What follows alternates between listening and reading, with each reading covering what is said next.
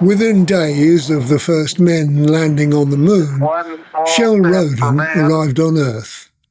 She was destined for a life of faith, caring, and more than a little trauma. My maiden name was Michelle Louise Raffin. I was born in Groundswell Hospital in Stone. I think that's where everybody seemed to be born at the time, or Burton House. But I lived in Stafford, lived in Devon Way to begin with, right by the motorway. Then we moved to Churchill Way, where I spent a lot of my, all my childhood really, spent there. So I was born to my mum and dad, Rita and Bill. Dad was Scottish. He was born in Aberdeen. He joined the RAF at the age of 17 and was stationed over to Stafford. Which is where he met your mum. Where my mum, yeah. It was me and my brother, my big brother. My big brother came first in 1967. And then there was me. I was born in 1969. So I was brought up on council estate. You know, loved it. Absolutely loved it. The essential difference was Salvation Army, I suppose. Yeah. That was a massive part of my life, yeah. I mean, I went to the Salvation Army in the womb. I went to my actual first physical service when I was about 6 days old, I think. Yeah. Apparently the band started playing and I cried the place down because I didn't like it. But then eventually joined the band. So anyway, you got over it. What differences did it make to your childhood? Well, I never knew any different because that's the way I was brought up. So I didn't really know any other side of life. I suppose, in a way, I was a bit sheltered, really, I felt, maybe. So, I was probably there slightly less when I was younger. Yeah. I mean, I was there probably maybe twice a week, 3 times a week, maybe.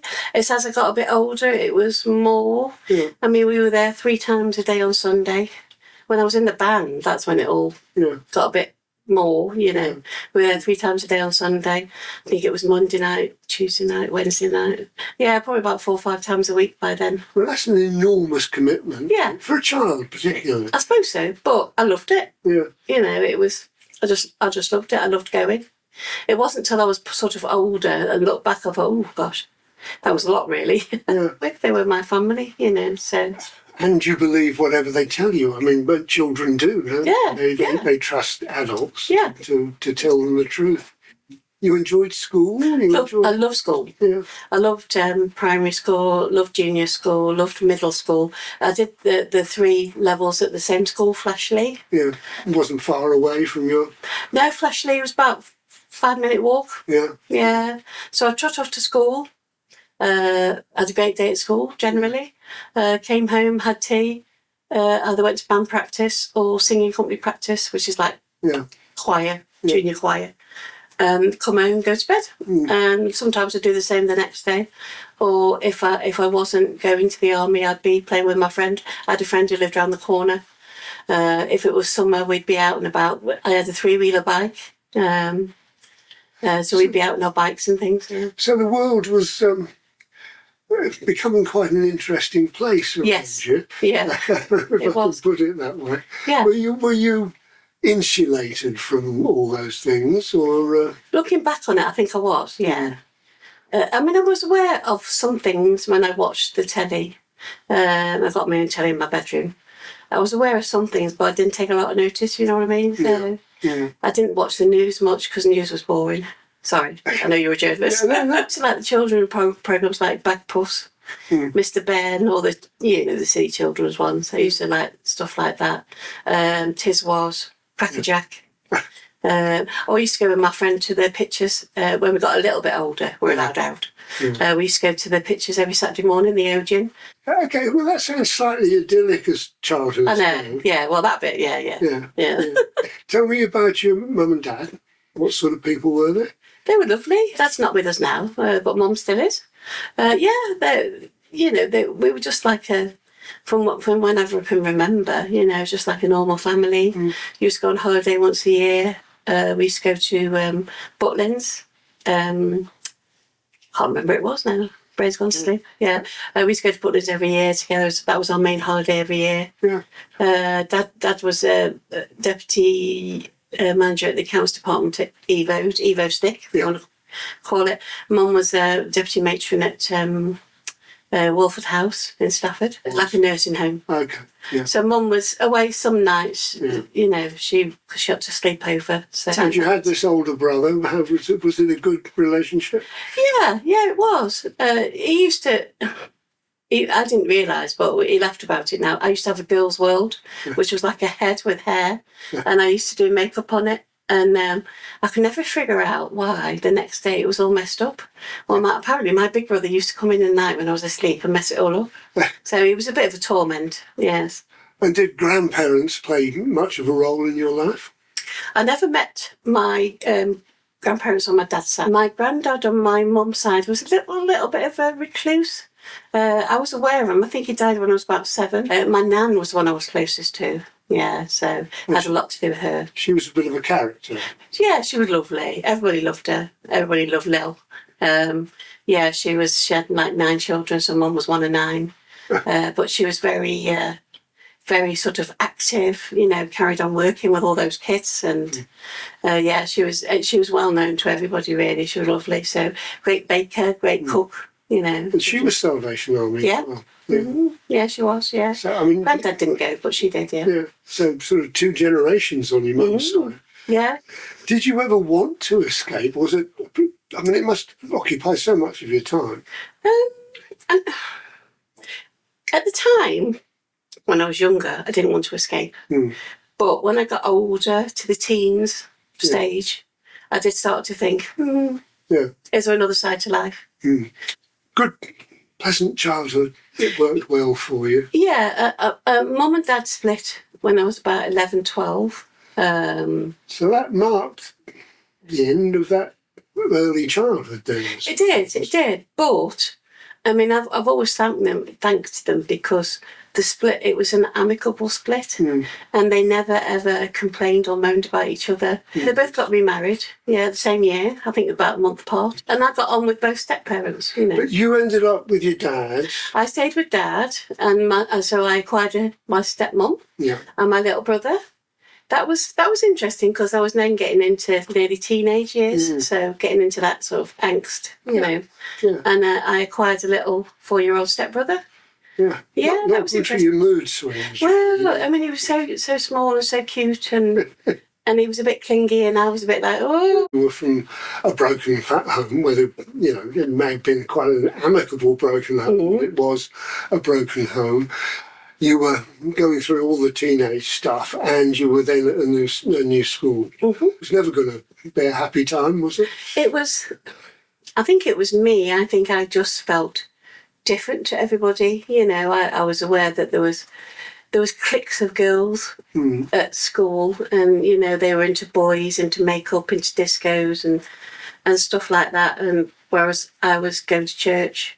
You know, I was Christian, I was going to church, I was taller, I was bigger than everybody, didn't care about boys at the time, didn't care about makeup. So there was only like me and a couple of other friends that used to hang around together. But maybe we're seen as the odd ones, I don't know. But I don't know, I just didn't feel like ever like I fitted in. My mum and my stepdad and my brother moved away. My mum and my stepdad got jobs down south. Okay.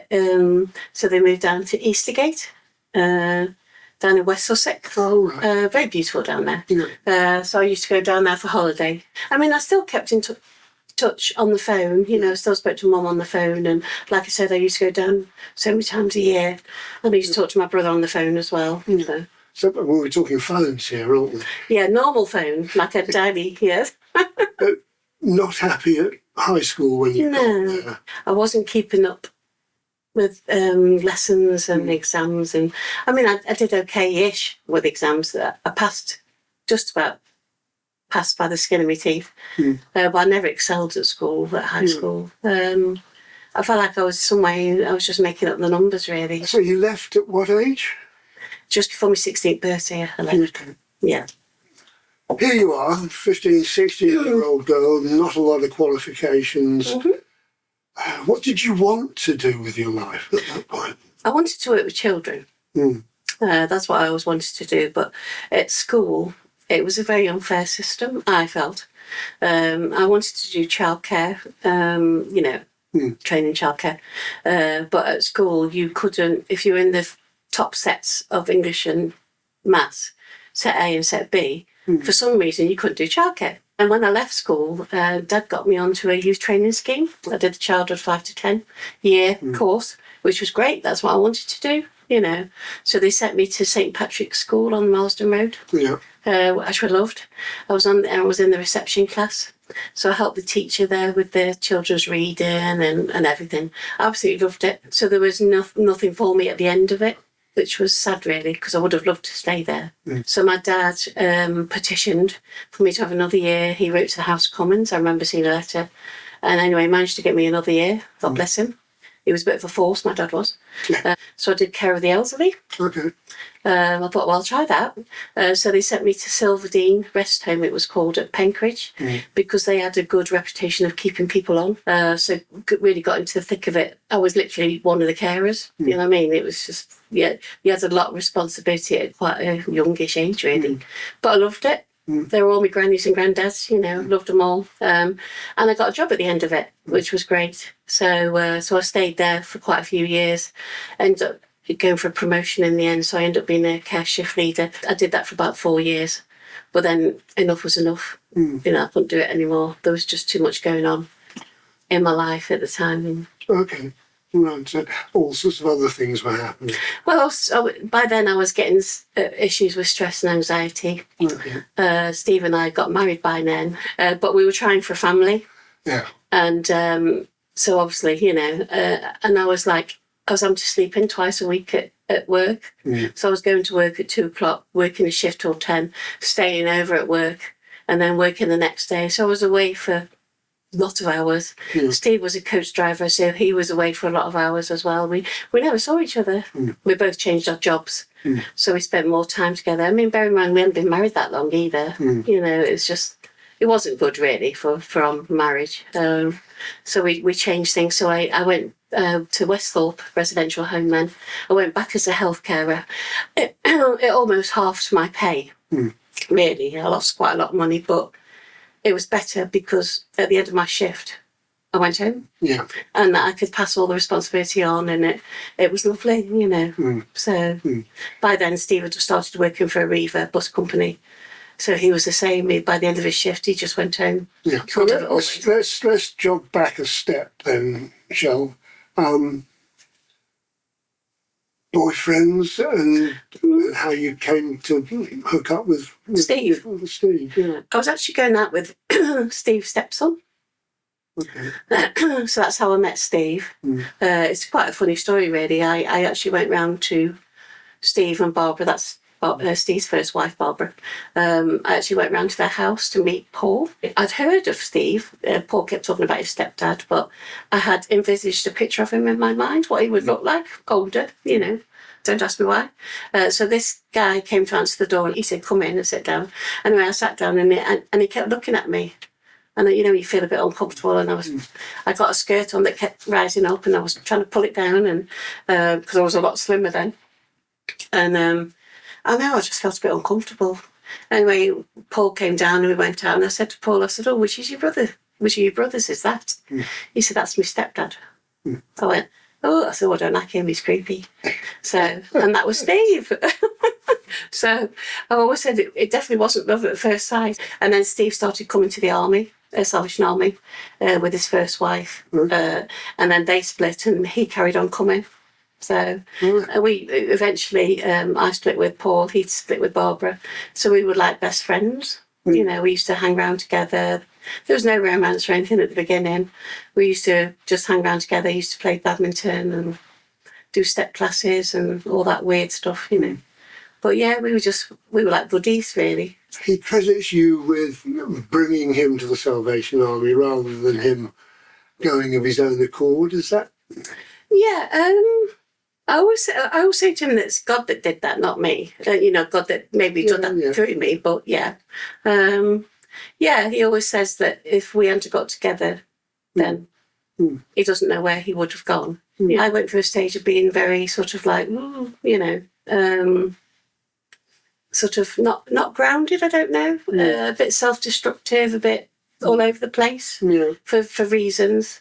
So he sort of steadied me. He sort of put my feet back on the ground. So we've been very good for each other. You know, we obviously come from very different backgrounds. And there was quite a few people that didn't agree with us being together.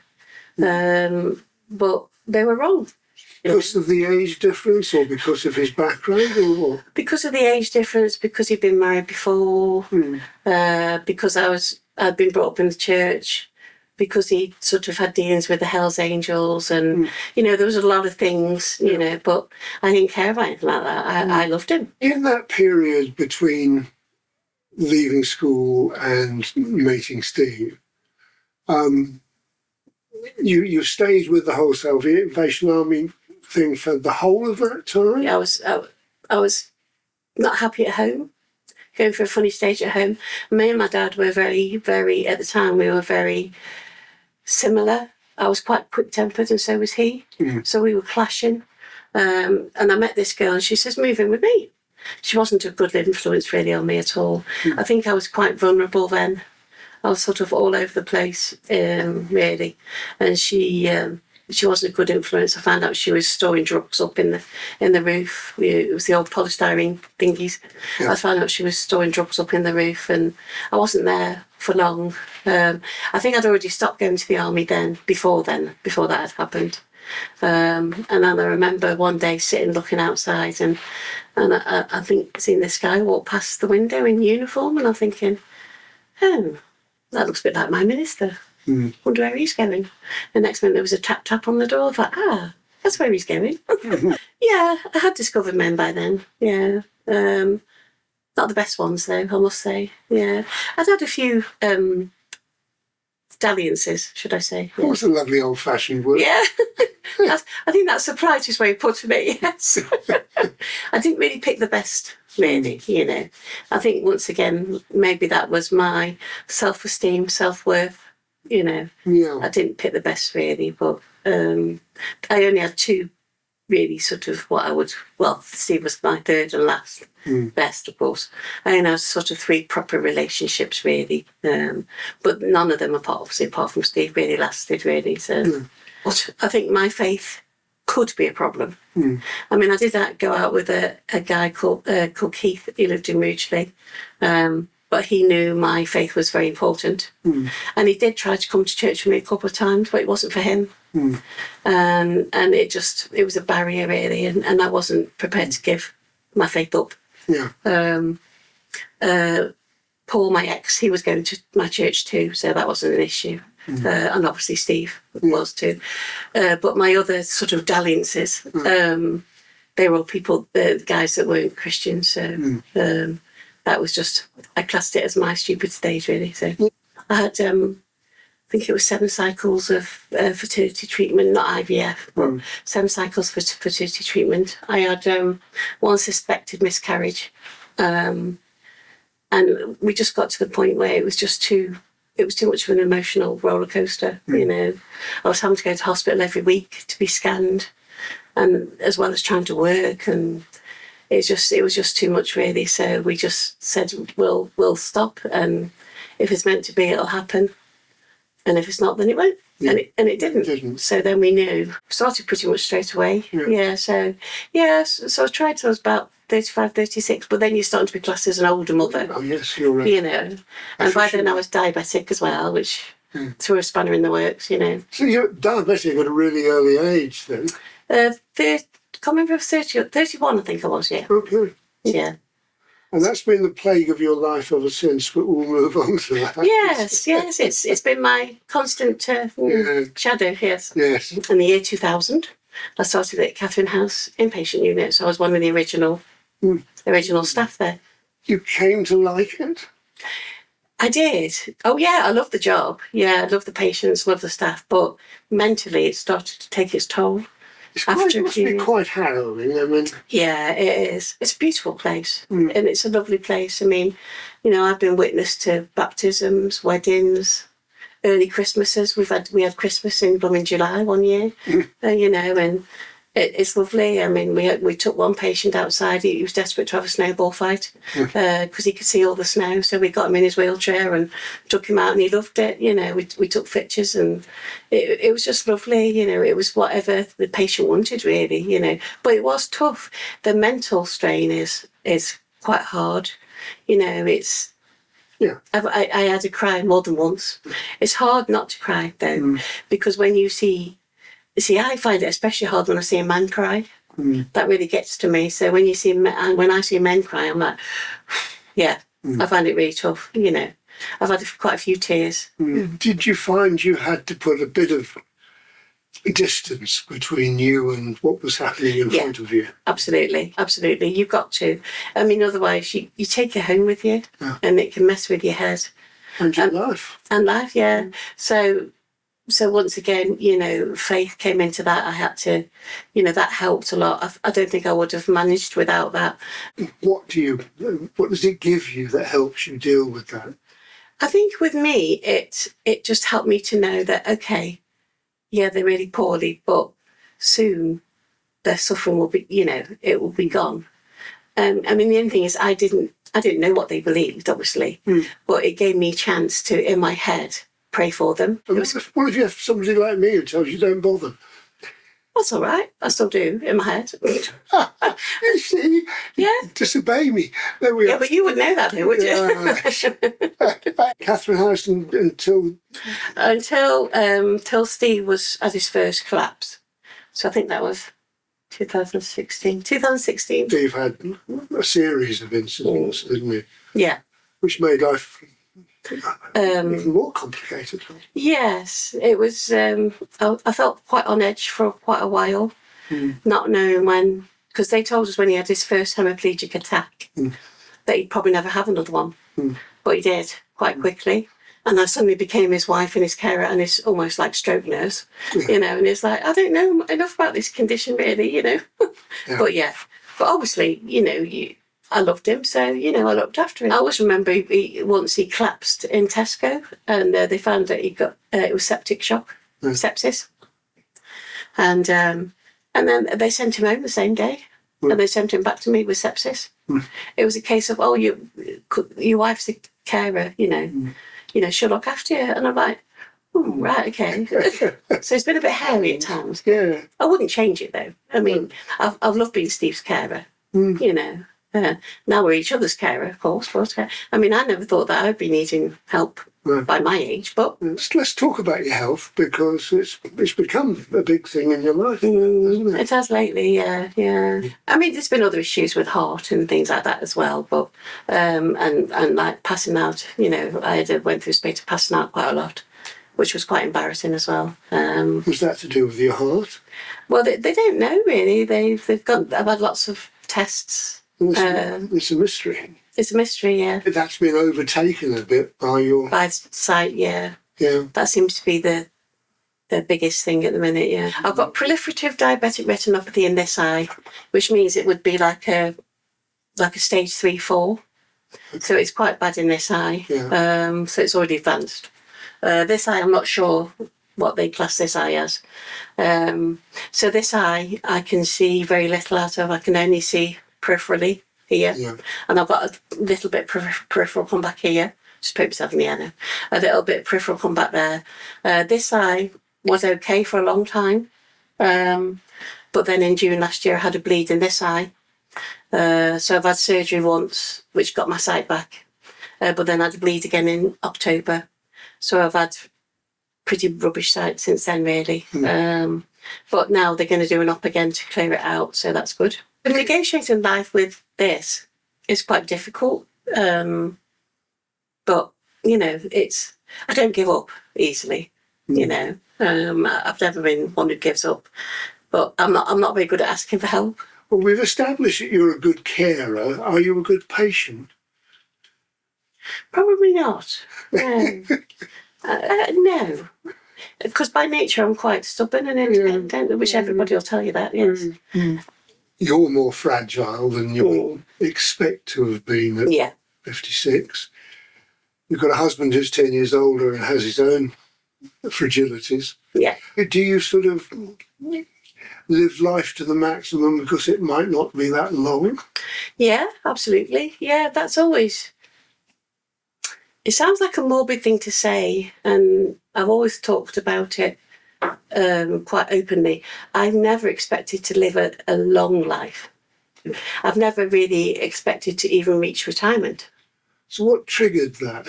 I think it's because in my dad's side of the family, they all had heart attacks quite young. Yeah. But I'm not, you know what I mean? It doesn't scare me. No. I think because of faith. Mm. I think because of my faith, you know, I'm okay. Mm. You know what I mean? But so whatever life I get is a bonus. Mm. You know, and I try to make the most of it. Do you have regrets, things you didn't do that you should have done? I regret that I didn't look after my diabetes well enough, because I think I was a diabetic in denial for a long time. Mm. I'm a chocoholic, which is really not a good thing. Not a good mix. No. No. And you have done the things with your life as well. You were telling me you were a plus-size model briefly. Yeah. I got fed up of seeing plus-size clothes on skinny models. Mm. And I kept thinking, you know, yes, they look lovely, but it's not a true representation, really. So there was an opportunity came up to go and do some plus-size modelling. So I applied for it, got accepted. So I went down to London and did some, you know, I was a model for the day. I did not the catwalk, you know, the photo shoot, walking around the street. You got a photographer and you feel a bit like a celebrity, you know. Had all the makeup done and stuff like that. And I got my own side. I was just trying to fly the flag for bigger girls, I think. Mm. That was all. So you've always been? No. I went through a slimmer stage when I was around in my early 20s. Mm-hmm. I was slimmer, yeah. In childhood, I was big baby, then went a bit slimmer, around 7, 8, but then got bigger again. So it's been very much swings. It's a bit of a roller coaster, Yeah, so my weights, at my height, I mean, I've got a photograph. At my highest weight, I was about 20 stone 6, you know, so I went very big. But then I started losing it, and now I'm kind of in the middle, you know. It's just, it's very much, I never seem to stay. Does it obsess you? It used to. Mm. I mean, I suppose it could do if I let it. Plus-size modelling thing, I mean, you ended up feeling that was a bit of a rip-off, didn't you? It was a rip-off, it was a scam, yeah. Mm. We paid for a package, which paid for the modelling site, my page. But it was also they were supposed to help me to find plus-size modelling work, but they never did. I mean, more or less as soon as we bought the package, they stopped answering the phone, and I think I was going through a bit of an identity, not crisis, but because I'd always worked, you know, and it was like, so I thought, right, I'm a wife and I'm a carer, which is lovely, you know, you know, I love that. But it's like, what else am I? You know what I mean? I don't work anymore. So I think I was going through all these different things, you know, and like I said, my self-esteem, self-worth was a bit low as well. Because you did, at some point, depart from the Salvation Army. Yeah, that was 2018, yeah. Yeah. Mm-hmm. So a lot of things happened in 2 or 3 years there. Yeah, You finished work, Steve's carer, your own health, you know, it's not getting any better, and all the rest of it is going on at the same time. You must have felt a bit battered. Did that play a role in why you left the Saliera? Or? I think so. I think because I was struggling a bit mentally with all the changes and everything. I think things got to me much quicker, much more. Maybe things that I could have ignored at one point, I couldn't anymore. And I suddenly felt like the place where I felt the safest, you know, which was my church family at the army, was no longer that. It was no longer a haven. It felt more like a battleground at times. So I was having to seriously think, is this the best place for me anymore? It just got to crisis point. And I remember thinking one day, I really think I need to get out of here. You know, which was hard after all those years. Yeah, I mean, it must have been enormously. It was. But I just thought, no, I think I need to get out of here. And the new place is a Baptist church, isn't it? Yes, Baptist church, yeah. So yeah, felt I rediscovered my haven, safe haven in them. To me, it was just like walking into family. At the Baptist Church, we do communion. And we baptise people, whereas the Salvation Army don't. Yeah, is it a full immersion one? Or? Yeah, a proper full dunking. So they do that, whereas the army didn't. So a lot of the symbolism the army didn't do. You know, I love communion, whereas the Salvation Army didn't do that. I felt almost guilty the first time I did communion at church. It's like I would do something wrong, you know. I normally ask people at the end of these interviews, what do you think comes next? You quite clearly think you know what comes next, but can you describe it? Well, I believe that basically when I die, I go to be with God. So what bit of you? Oh, not this. No. This is just a shell. So just so my spirit. What you would call your soul. My spirit, yeah. My spirit goes to be with God. I absolutely 120% believe that. But you've had some odd religious experiences as well, haven't you? Yeah. I mean, you, at quite a young age, you went on this expedition to Czechoslovakia, yeah. We went on a mission, in 1992, where we took some lorry loads of aid over, It was an experience. It was my first trip abroad, and it was my first really trip away from my parents, really, as well. So it was certainly an experience, you know, seeing other countries, but seeing the deprivation, the bits that I saw, I was allowed to see. Yeah, it was a bit of a shocker. The weirdest thing of that entire journey was happened between your fellow people on that journey, didn't it? It was my ex-boyfriend. Felt like he needed deliverance, which is like human exorcism. And one of the guys there that actually was there as a minister did deliverance. So we weren't supposed to be there. We were supposed to be out of the room, but for some reason they decided to do it with us there, which scared the living daylights out of me, basically. So there was like 4 of us holding him down. It was pretty horrendous, It wasn't something I would have associated with the Salvation Army. Well, it wasn't really. No, it wasn't. It wasn't the sort of thing that was really encouraged. No. I had a feeling it was planned to happen while we were there, but it was supposed to be done privately. Yes, and out of sight, what it takes of the Salvation Army's authorities, if you know what I mean. Yeah.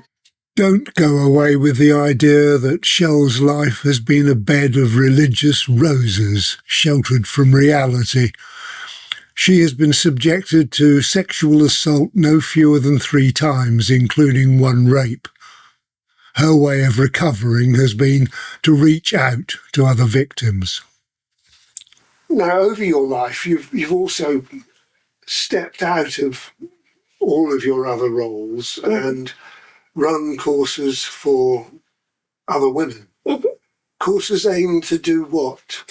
The Women at Workers course that I did, it was basically to enable women to see their self-worth, to improve their self-respect, self-worth, self-confidence, because it's something I've had issues with myself. You see, you seem to fairly comfortably swim through all of your troubles and woes, but some of those have been quite traumatic and quite difficult, haven't they? Yeah, they are. They started when you were really young, 15? 15 at school, yeah. What happened? I was sexually assaulted by one of my so-called friends, a lad at school. It was, I guess you'd call it attempted rape, really, if I'm going to be honest. Because we had a rural studies department, and we had like a shed with chickens and things in, and I went in to help him, and he did what he did. So he grabbed you, and then he grabbed me. He sort of got his hand under my throat here, and was trying to do what I did. Yeah. Okay. And so you escaped because somebody else... Because somebody came up the path, yeah. Which was good. You must have been terribly shocked. I was. I think I was in shock for a long time because, this was somebody I knew. I grew up with at church. And B, it was like, I didn't really think about sex or sexual stuff at that time. As I said before, I wasn't interested. So did you report it, or? At the time, I was scared. I mean, I was only 15, and it was a bit like, who's going to believe me? You know, there's no proof. I think I was still in shock. I told my friend. She had a chat with his friend, and basically he said he wouldn't touch me with a barge pole, so he just denied it straight away. And I just felt like I hadn't got a leg to stand on, really. So no, I just kept it to myself, well, between me and my friend. So you didn't tell the school, didn't tell your parents? No, my dad would have killed him. Yeah, I think I was embarrassed, ashamed. Yeah. You know, you look back and think, did I give that impression? You know what I mean? It's like, but I don't think I did, you know. So that wasn't the only time, was it? No, when I was 22, I kind of made friends with a guy. He was a taxi driver.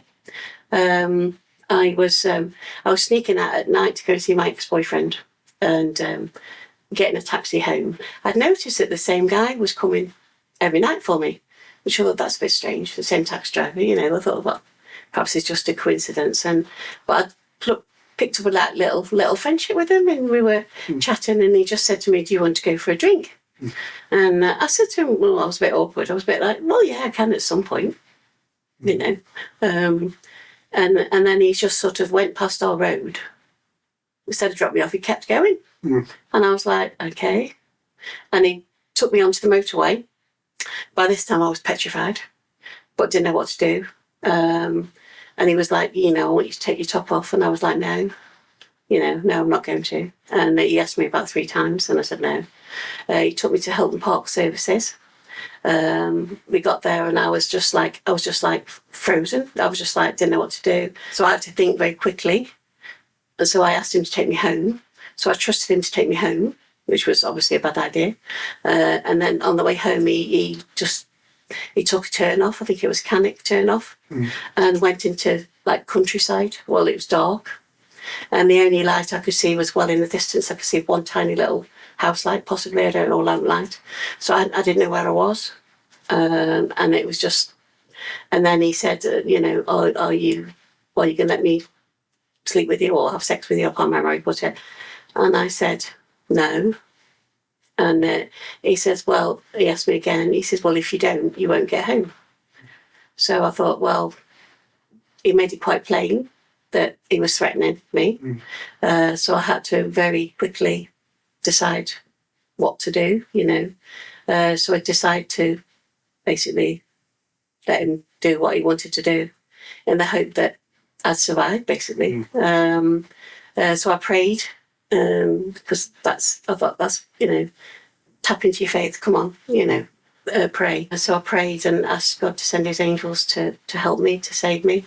And basically he stopped what he was doing, sat back and started crying and said, I can't do this anymore. But the damage was already done. You know, the psychological and physical damage was already done then. And then he did take me home. So obviously I did survive, but it's not the experience that you ever forget. But he'd already done the damage.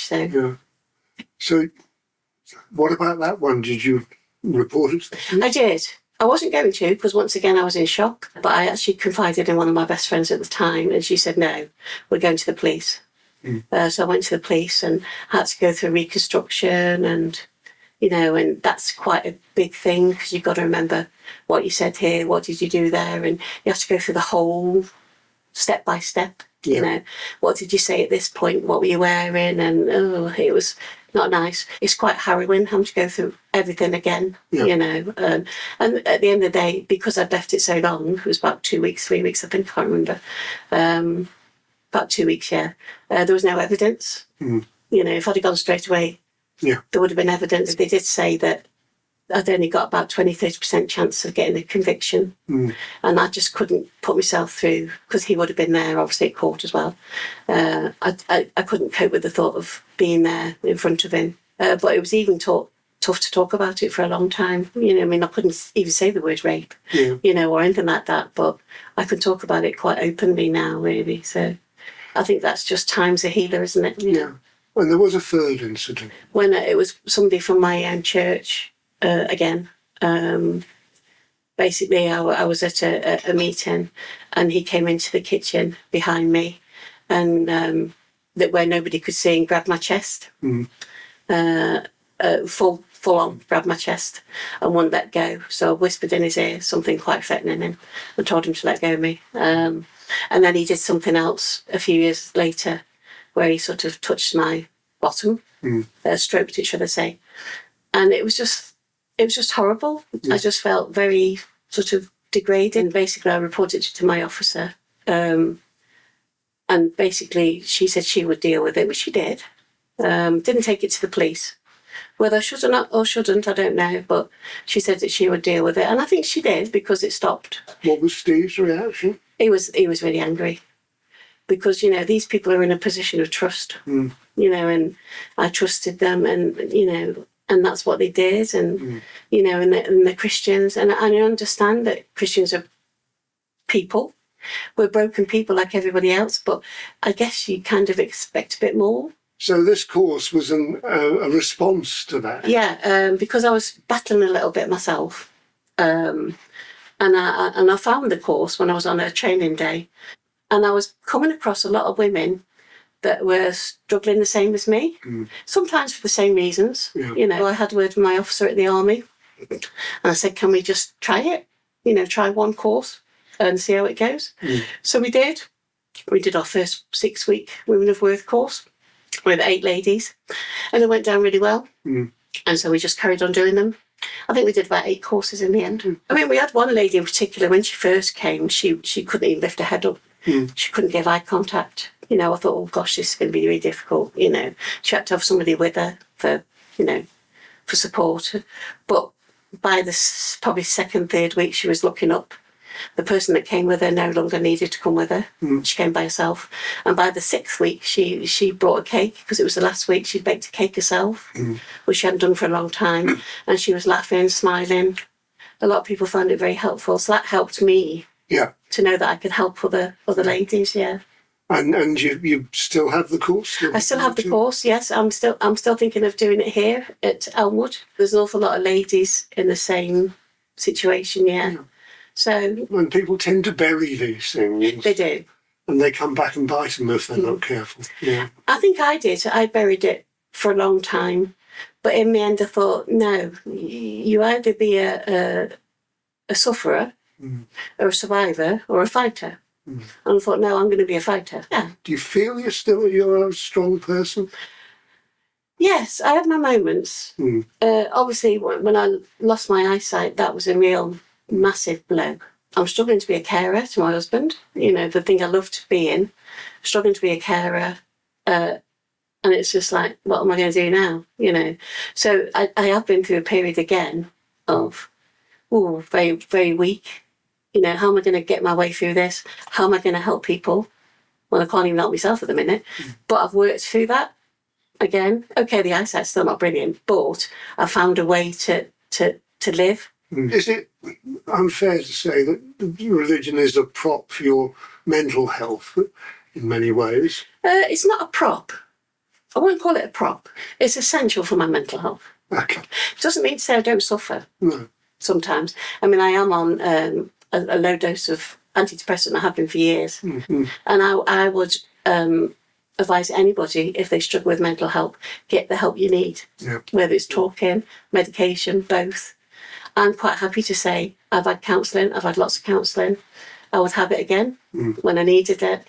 I'm on medication, you know. Yeah, and we've kept that pink thing in shot all the time, you know, that behind your head. That pink thing?